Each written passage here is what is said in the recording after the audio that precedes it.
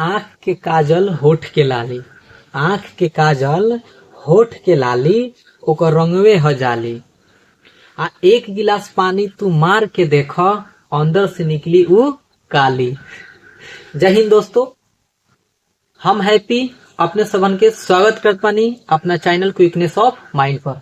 आज हमने पढ़े वाला बानी सन क्लास 10th भोजपुरी अध्याय यानी कि जौन चैप्टर बा 3। ये हमने के का भई रहे कि छूट गई रहे, ठीक बा। 3 ना पढ़ के हमने की आगे निकल गई रहनी जा। तो आज हमने जौन अध्याय 3 बा एकरा के पढ़ब जा। अध्याय 3 के नाम बा साधो भाई, साधो भाई।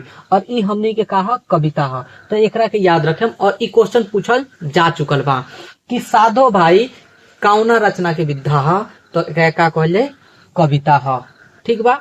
अब देखिए ई साधो भाई जोन कविता बा एकर लेखक के बानी, तो एक लेखक के नाम बा संत पलटू दास। अब देखिए संत पलटू दास के बारे में कोनो विशेष जानकारी नहीं है, ठीक बा। जौन उपलब्ध तथ्य बा, जौन जानकारी बा, ओकरे आधार पर हम अपने के ई बता रहल बानी। एक से ज्यादा जानकारी नहीं है यहाँ के बारे में, ठीक बा। तो ई साधो भाई के लेखक के बानी संत पलटू दास बानी। यहाँ के जन्म कहाँ भई रहे, तो फैजाबाद जिला के जलालपुर गांव के नाव के गांव में। ई याद रखें जलालपुर, ठीक बा। ई क्वेश्चन पूछल जा चुकल बा कि संत पलटू दास के जन्म कहाँ भई रहे, तो कहाँ भई रहे फैजाबाद जिला के जलालपुर गांव में। कहाँ? जलालपुर गांव में। और जिला की याद रखें फैजाबाद, ठीक बा। देखिए तीसरा, यहाँ के पिताजी के नाम का रहे, तो कांदू बनिया, कांदू बनिया। संत पलटू दास के पिताजी के नाम कांदू बनिया।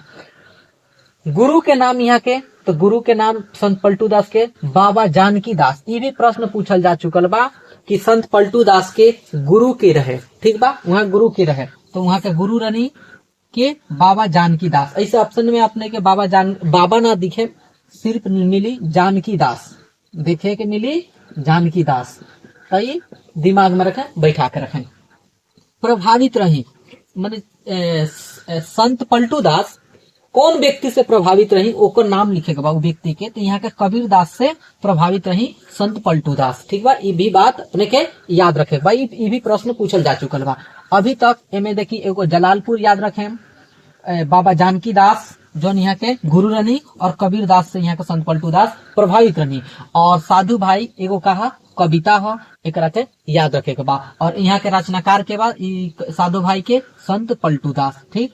तो अपने स्क्रीनशॉट ले ली। हम अपने के इस चैप्टर के जितना भी ऑब्जेक्टिव प्रश्न बन रहा बा 1 नंबर वाला, वो प्रश्न के अभी इसी वीडियो में करा रहा बनी, ठीक बा। स्क्रीनशॉट ले ली। तो हमने के इस चैप्टर के 4 गो ऑब्जेक्टिव प्रश्न देवल बा।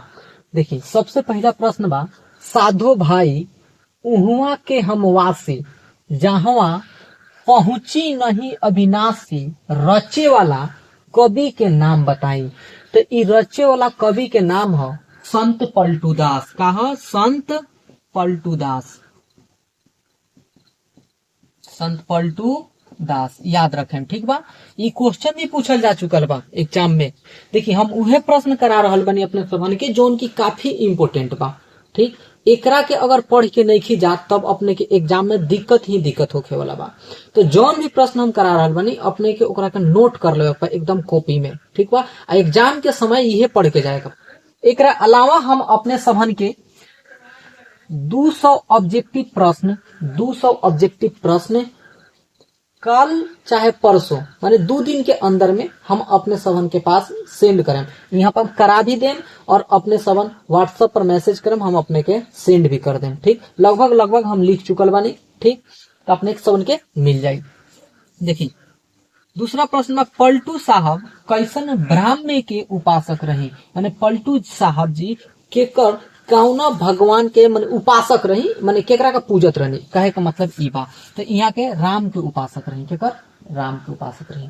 देखिए पलटू साहब कौन परंपरा के कवि मानल जाइले, यानी कौना परंपरा के पलटू साहब कवि मानल जाले, ई बात अपने के बताओ के बाद। तुलसी परंपरा, कबीर परंपरा, या बुद्ध परंपरा, या जायसी परंपरा। तो ई जोन पलटू साहब रही ये केकरा से प्रभावित रही, कबीर दास से प्रभावित रही यहाँ के। तो कबीर परंपरा के यहाँ के का कहल जाई, कवि मानल जाई। देखिए चौथा क्वेश्चन बा हमनी के कि पलटू साहब के पद में, यहाँ के जौन पद बा ओमे ब्रह्मा के बाद माने ब्रह्मा के बाद कौना देवता के नाम जाइल बा, यानी कौना देवता के नाम लेवल गइल बा। तो उ पद में ब्रह्मा के बाद में विष्णु आ शिव के नाम लेवल गइल बा।